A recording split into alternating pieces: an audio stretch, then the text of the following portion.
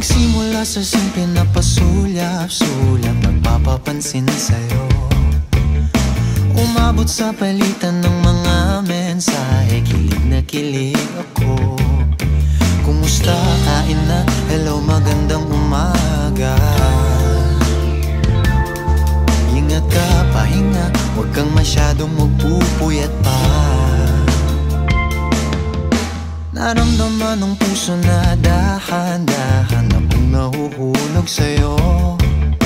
Sa kada araw natin na pag-uusap, meron nang